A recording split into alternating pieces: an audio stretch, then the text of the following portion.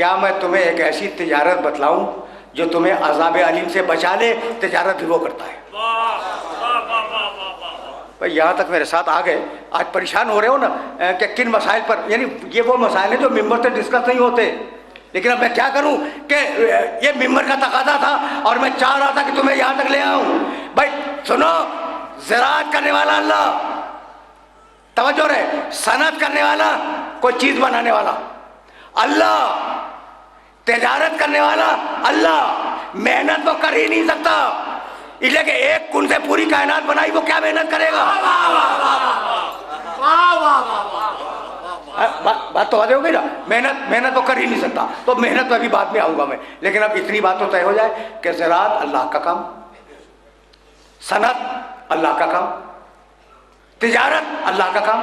اب میں بتلاؤں کہ علی نے کیا کیا. بھائی توجہات منظور ہے. یہودی کے باغ میں پانی دے کر زراعت کر دی یا نہیں؟ رسول کی جوتی ٹانک کر صنعت دکھلا دی یا نہیں؟ اور میس میں تمار کے خرمے بیچ کر تجارت دکھلائی یا نہیں؟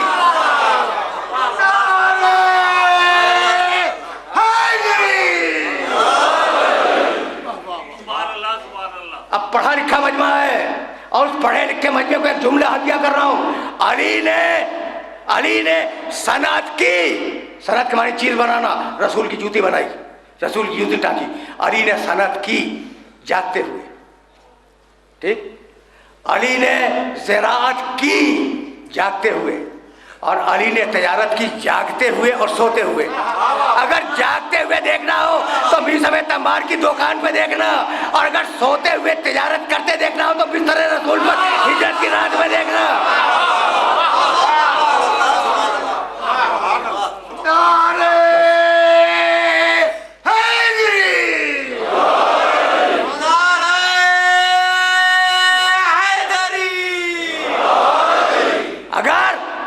اگر جاگتے ہوئے تجارت دیکھنی ہو تو میسم تمار کی دکان پر خرما بیچتے ہوئے دیکھنا، اور اگر سوتے ہوئے تجارت دیکھنی ہو تو بستر رسول پر ہجرت کی رات نفس بیچتے ہوئے دیکھنا. وَمِنَ النَّاسِ مَن يَشْرِي نَفْسَهُ ابْتِغَاءَ مَرْضَاتِ اللَّهِ. ایک بندہ ہے جس نے نفس بیچا، مرضی خریدی. ایک بندہ ہے جس نے نفس بیچا، مرضی خریدی. بھائی بک گئی چیز اور کیش آ گیا. پوری طرح سمجھو تو میں بات کو آگے لے جاؤں. بھائی دیکھو، اب یہ جملہ ذہن کے اندر محفوظ ہو جائے. بھائی نفس بکا، مرضی آئی، نفس گیا ادھر، مرضی آئی ادھر. جو چیز میرے پاس ہوگی میں وہی تو دوں گا، جو چیز میرے پاس نہیں ہے وہ میں نہیں دے سکتا. توجہ رکھنا. بھائی میرے پاس تسبیح ہے، ٹوپی ہے، تو مجھ سے تسبیح مانگ لو میں دے دوں گا. اچھا ٹوپی مانگ لو میں دے دوں گا، اس لیے کہ ٹوپی بھی میرے پاس ہے اور تسبیح میرے پاس ہے. لیکن اگر ٹائی مانگو تو میں نہیں دے سکتا، لیکن ٹائی میرے پاس نہیں ہے. تو جو چیز میرے پاس ہوگی وہی تو دوں گا نا. طے ہو گئی بات؟ جو چیز میرے پاس ہوگی وہ میں دوں گا، اور جو چیز نہیں ہوگی وہ میں نہیں دوں گا. بھائی نفس گیا ادھر، مرضی آئی ادھر.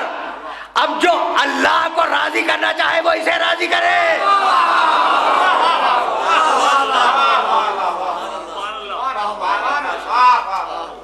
یہ مسائل اگر آسانی سے حل ہو جائے تو پھر میں آگے بڑھ جاؤں. اس سے زیادہ یہاں رکنا نہیں ہے. پھر صحیح ان باتوں کو ذہن میں رکھنا تاکہ یہ تمہیدیں کل یا پرسوں کسی دن کام آ جائے. اچھا بھائی، تو صنعت تم نے دیکھ لی، تجارت تم نے دیکھی، زراعت تم نے دیکھی.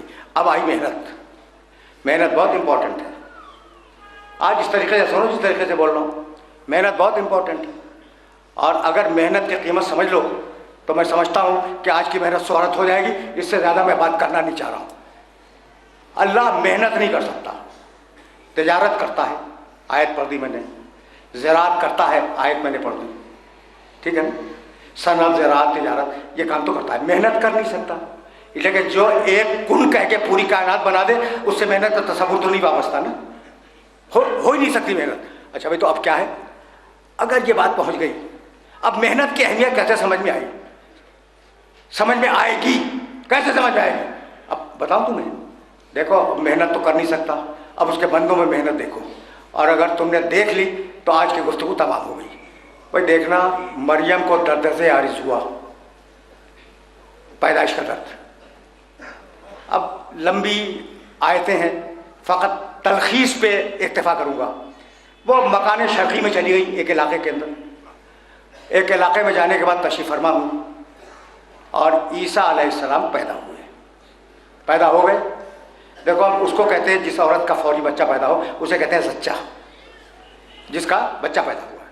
بہت کمزور ہوتی ہے, اسے توانائی کی ضرورت ہے, طاقت کی ضرورت ہے, اچھی غذا کی ضرورت ہے. نہیں ہے, اس مقام پر اچھی غذا موجود نہیں ہے. جنگل بیابان میں بیٹھی ہوئی ہے, عیسیٰ پیدا ہو گئے. اب قرآن کی آیت, حزی الیک بجذع النخلۃ تساقط علیک رطبا جنیا.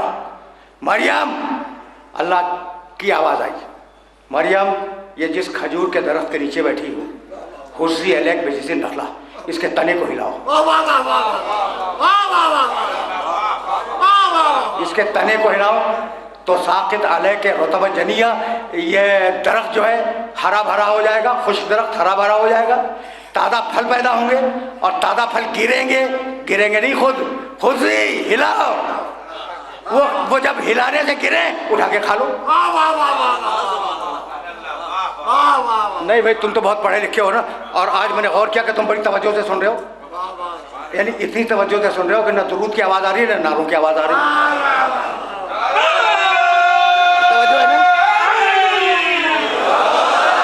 تو زیادہ مشکل بات نہیں کی میں نے زیادہ مشکل بات نہیں کی. آسان بات تو اب کرنے جا رہا ہوں جو بالکل ہی آسان ہوگی. اچھا بھائی, حزی الیک بجذع النخلۃ تساقط علیک رطبا جنیا, مریم تنے کو ہلاؤ, تازہ خرمے ٹپکیں گے. رطباً خرمے, جنیا تازہ. اچھا بھائی, عیسیٰ علیہ السلام کی ولادت کس مہینے میں؟ دسمبر میں. ابھی تو ولادت کا دن گزار کے بیٹھے ہو نا, کہ کون سی تاریخ تھی؟ 25 دسمبر. 25 دسمبر سردیوں میں آتا ہے نا, اور تازہ خرمے کب ہوتے ہیں؟ اب بولو, تازہ خرمے کب ہوتے ہیں؟ جون جولائی کی گرمی میں خرما پکتا ہے. تو جو اللہ جون جولائی کے خرمے کو دسمبر میں پیدا کر سکتا ہے, کیا وہ مریم کے لیے ٹپکا نہیں سکتا؟ کہا ٹپکا سکتا ہوں لیکن ٹپکاؤں گا نہیں. محنت کرنا تمہارا کام ہے, رزق دینا میرا کام ہے.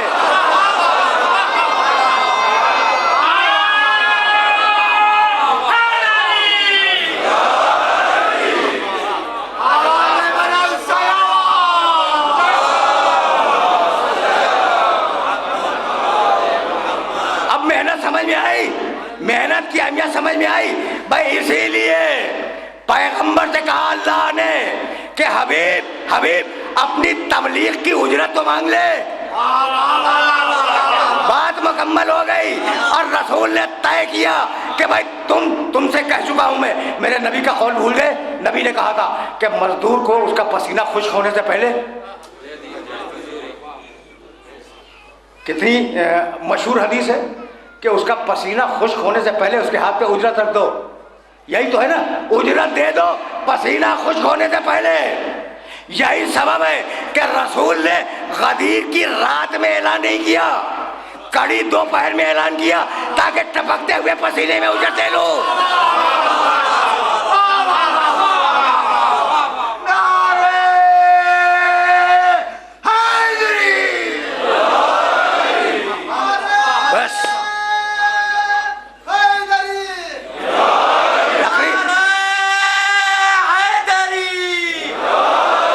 تقریر تمام ہو گئی, اب زحمت نہیں دوں گا بھائی. قربا محبت کرو, یہی میری اجرت ہے. یہی تو ہے, قربا محبت کرو یہی میری اجرت ہے. کہنے لگے کہ قربا میں کون سے سرخاب کے پر لگے ہوئے تھے. تقریر تمام. یہ سارا جو سلسلہ گفتگو تھا اس میں نے استدلال پیش کیا, دلیلیں, تاکہ کہیں کسی موقع پر کسی موڑ پر تمہارے کام آ جائیں. اور اب یہ آخری جملہ کہہ رہا ہوں اور اس کے بعد مصائب کے چند جملے, لیکن یہ بات پہنچ جائے. کہنے لگے, کہتے ہیں یہ علی کے ماننے والے کہ رسول کی رسالت کی اجرت جو تھی وہ آل محمد کی محبت تھی. ٹھیک, تو رسول نے کیا کیا بھائی؟ نماز سکھلائی, روزہ سکھلایا, احکام سکھلائے, کتاب دی, شریعت دی, حلال دیا, حرام دیا. یہی تو ہے. کہنے لگے کون سے سرخاب کے پر لگے ہوئے تھے آل محمد میں؟ توجہ رکھنا, وہ بھی ہم جیسے تھے. ہم نے بھی کتاب لی رسول سے, انہوں نے بھی کتاب لی رسول سے. ہم نے بھی رسول سے دین لیا, قربا نے بھی رسول سے دین لیا. توجہ رکھنا، اس جگہ یہ آخری مرحلہ فکر ہے، اور اس آخری مرحلہ فکر کے بعد 2 جملے مصائب کے اور تقریر تمام ہو جائے گی۔ حلال ہم نے بھی رسول سے لیا، قربانی بھی لیا، حرام ہم نے بھی رسول سے لیا، قربانی بھی لیا، تو سب کچھ جو ہمیں رسول نے دیا وہ انہیں دیا، جو انہیں دیا وہ ہمیں دیا۔ تو وہ سرخاب کے کون سے پر لگے ہوئے تھے؟ بھائی توجہ رکھنا کہ ہماری محبتیں رسالت کا حاضر بن جائیں۔ تو اگر آیت کو غور کرو تو اس میں جو پارٹیز ہیں وہ تمہارے سامنے رکھ دوں۔ قل لا اسألکم علیہ اجرا الا المودۃ فی القربی، قل حبیب کہہ دے، اللہ نے حکم دیا حبیب کہہ دے، رسول نے کہا دو، توجہ رہے، اجرت لینے والے قربا، اجرت دینے والی امت۔ تو 4 پارٹیز ہیں اس آئے مبارکہ میں، حکم دینے والا اللہ، حکم پہنچانے والے رسول، اجرت دینے والی امت، اجرت لینے والے قربا۔ تو اگر قربا بھی امت میں ہوتا ہے تو وہ دینے والوں میں ہوتے، لینے والوں میں نہ ہوتے۔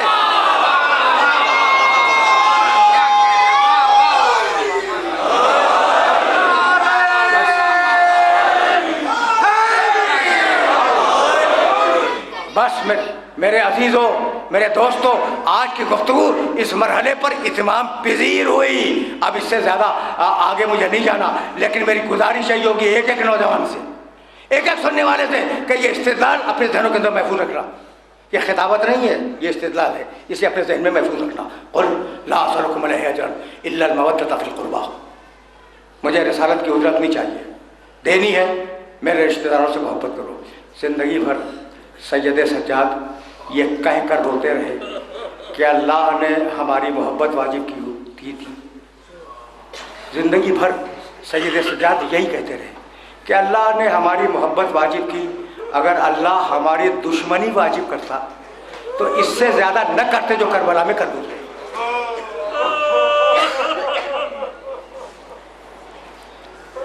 ایک جملے سے کربلا تک میں آ گیا، اور جہاں گفتگو رکی تھی بس وہیں سے کربلا کا آغاز کروں گا۔ بھیا عباس اب مدینہ رہنے کے قابل نہیں ہے، اب سامان سفر کی تیاری کرو۔ سامان سفر تیار ہوا، قافلہ مکمل ہو گیا، اور ساری بیویاں قافلوں میں ناقوں پر بیٹھ گئیں۔ بنی ہاشم کے جوانوں نے اپنے گھوڑوں پر بیٹھ کر ان بیویوں کے چاروں طرف حلقہ کر لیا۔ ابھی حسین اپنے گھوڑے پہ تشریف فرما نہیں ہوئے، عباس بھی نیچے ہیں، گھوڑے پر نہیں بیٹھے۔ اتنے میں گھر کی کنیز دوڑتی ہوئی آئی۔ ذہن میں ہے تمہارے کہ ساری بیویاں بیٹھ گئیں ناکوں پر؟ کنیز دوڑتی ہوئی آئی اور کہا فرزند رسول، گھر میں کچھ بنی ہاشم کی عورتیں ہیں اور وہ کہہ رہی ہیں کہ ہم روکنا نہیں چاہتے، لیکن ہم ایک مرتبہ حسین سے اور ملنا چاہتے ہیں۔ تو فرزند رسول اندر چلے۔ حسین اندر آئے، بیویاں کھڑی ہوئی تھیں، حسین کو دیکھ کے رونے لگی اور کہا حسین ہم تمہیں روکتے نہیں ہیں، تم نے ارادہ کر لیا سفر کا تو جاؤ، بس ایک تمنا ہے وہ پوری کر دو۔ کہا بیویوں تمہاری تمنا کیا ہے؟ کہا ہماری تمنا یہ کہ ہم درویا قطار لگا کے کھڑے ہو جائیں اور فاطمہ کی بیٹی زینب کی سواری ہمارے درمیان سے گزر جائے۔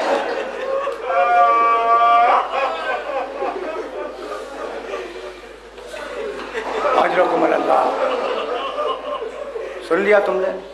نہ تھا کوئی کہنے والا کہ بنی ہاشم کی بیویوں مت گھبراؤ، اسی شان سے زینب کی سواری کوفے کے بازار سے گزرے گی کہ منادی آواز دے رہا ہوگا کہ تماشا دیکھنے والوں تماشا دیکھو اللہ رسول کا۔ سن لیا نا؟ اچھا، حسین پلٹے، دو چار جملے سنو، 2-4 جملے۔ حسین پلٹے، اب اپنے فرس پر سوار ہوئے، ذوالجناح پہ سوار ہوئے۔ کہا بھیا عباس اب قافلے کو حرکت دو۔ قافلہ حرکت کرنے والا تھا کہ پھر ایک کنیز دوڑتی ہوئی آئی اور کہا عباس تمہاری ماں تمہیں بلا رہی ہے۔ آئے، گھوڑے سے اترے، آئے، کہا اماں ابھی تو میں آپ سے مل کے گیا ہوں۔ کہا کہ ہاں بیٹے، میں نے تجھے خدا حافظ کہہ دیا، بس ایک وصیت کے لیے بلایا ہے۔ میں فاطمہ زہرا کی کنیز تھی، تو میرا بیٹا ہے، حسین فاطمہ کا بیٹا ہے، اگر ضرورت پڑ جائے تو اپنی جان کو فاطمہ کی جان پہ قربان کر دینا۔ عباس پلٹے، अपने घोड़े पे सवार हुए, 2 जुमले सुनो। और तुम रो चुके ना, देखो मुहर्रम की दूसरी भी गुजर गई ना, 2 जुमले सुनो और मुझे इजाज़त दे दो। जब काफिला चलने वाला था तो हुसैन की बीमार बेटी दरवाजे के पर्दे के पीछे खड़ी हुई थी और दोनों ने खुदा हाफिज के लिए हाथ बुलंद किया। हुसैन ने भी फातिमा सुगरा को खुदा हाफिज किया, अब्बास ने भी फातिमा सुगरा को खुदा हाफिज किया। उधर काफिला चला, इधर बच्ची, हुसैन की बीमार बच्ची अपने हुजरे में गई। सुनो भाई सुनो, आराम से सुन लो। आम दिनों में कहाँ ये वक्त होता है कि कुछ मक़तल के तफसीलात बयान किए जाएँ। रावी कहता है कि काफ़िले की शान ये थी कि आगे आगे हुसैन के अंसार थे, अंसार के पीछे सवारियों के नाके थे, सवारियों के चारों तरफ बीवियों के नाके, सवारियों के चारों तरफ बनी हाशिम नंगी तलवारें लिए, उसके बाद मशकीज़ों के नाके, उसके बाद सामान्य सफ़र के नाके, और सबसे आखिर में अबुल फजल अब्बास अपने घोड़े पे सवार था। एक हाथ तलवार के कब्जे में था, सर को झुकाए हुए जा रहे थे। बस मेरे अजीज़ों, मेरे दोस्तों, अब गुफ्तगू तमाम होने वाली है। सबसे आगे हुसैन है, हुसैन के पीछे अंसार है, अंसार के पीछे बीबियाँ हैं और नौजवान बनी हाशिम के, उनके पीछे सामान्य सफ़र के नाके हैं, उनके पीछे अब्बास है। सुन लिया? अब्बास ने कुछ देखा और देखने के बाद अपने घोड़े को एड़ लगाई, बीबियों के नाकों से गुजरे, अंसार के नाकों से गुजरे, सवारियाँ क्रॉस की, उबूर किया, आए हुसैन की खिदमत में और घोड़े से उतर गए। कहा अब्बास क्या बात है, अभी तो निकले? कहा मौला गुजारिश है कि कुछ देर के लिए रुक जाइए। कहा अभी निकले हैं, बात क्या है, क्या चाहते हो, क्यों रुक जाए? हुसैन ने पूछा अब्बास से। अब्बास ने ज़बान से कुछ नहीं कहा, पीछे मुड़ के देखा। अब जो हुसैन ने देखा तो देखा कि बीमार बेटी दादी का हाथ थामे हुए लड़खड़ाती हुई आ रही है और ये कहती जाती है महलन महलन या अभी, बाबा थोड़ी देर के लिए ठहर जाओ।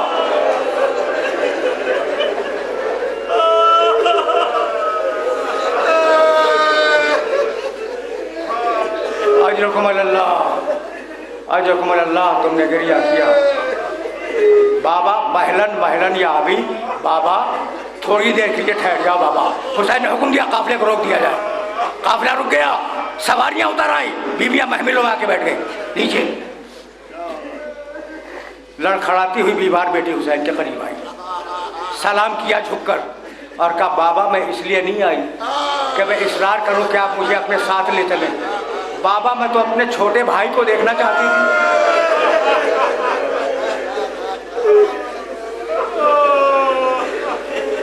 बाबा फूफियों को सलाम कर लूं, अपने भाई को देख लूं, फिर वापस चली जाऊंगी।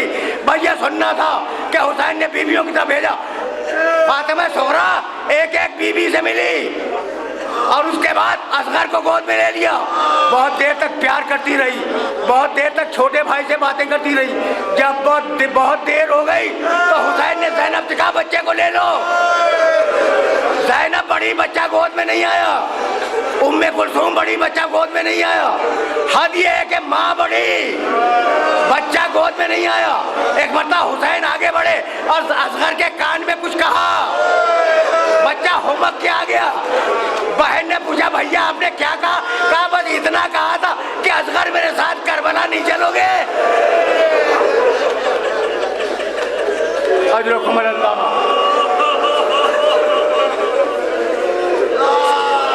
अजरकुमुल्लाह, तुमने गिरिया किया, तुमने गिरिया किया। मजलिस तमाम हो गई, काफिला फिर रवाना हुआ। मक्तल का जुमला सुनोगे? बेटी बीमार, गश खा के जमीन पे गिर गई और काफिले की गर्द उसके बालों पे जमती रही। वापस आई, बड़ी परेशान थी बेटी। पहचानते हो ना हुसैन की बीमार बेटी को? बड़ी परेशान थी बच्ची। एक दिन उसने बाबा को खत लिखा کہ بابا آپ کے جانے کے بعد میں بہت پریشان ہوں، بابا اپنی خیریت سے مجھے مطلع کریں. بس 2-4 جملے سننا. بابا اپنی خیریت سے مجھے مطلع کریں، اور بابا جب اکبر بھیا کی شادی طے ہو جائے تو اس بیمار بہن کو بلانا نہ بھولے، اور بابا مجھے مطلع کریں میرا چھوٹا بھائی کیسا ہے. خط لکھا، قاصد کے حوالے کیا.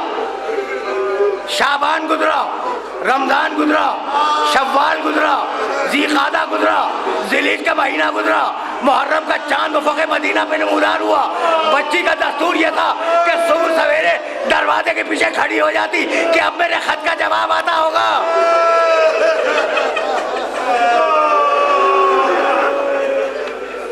اجرکم اللہ، اجرکم اللہ. روزانہ صبح سے لے کے شام تک فاطمہ صغریٰ انتظار کرتی کہ اب میرے خط کا جواب آتا ہوگا. محرم آ گیا، جواب نہیں آیا. بس یہ آخری جملہ ہے تقریر کا، اور تقریر اس مرحلے پہ ختم ہو رہی ہے. محرم کی پہلی گزری، دوسری گزری، تیسری گزری، چوتھی گزری. بچی کا اضطراب بڑھتا رہا. روزانہ انتظار کے لیے کھڑی ہوتی ہے کہ خط کا جواب آئے گا. بچی کا اضطراب بڑھتا رہا، یہاں تک کہ محرم کی نویں تاریخ آ گئی. آئی اپنی دادی ام سلمہ کے پاس اور کہا دادی اماں میں نے خط لکھا تھا اپنے بابا کو اور اصغر کی خیریت مانگی تھی، اب تک خط کا جواب نہیں آیا.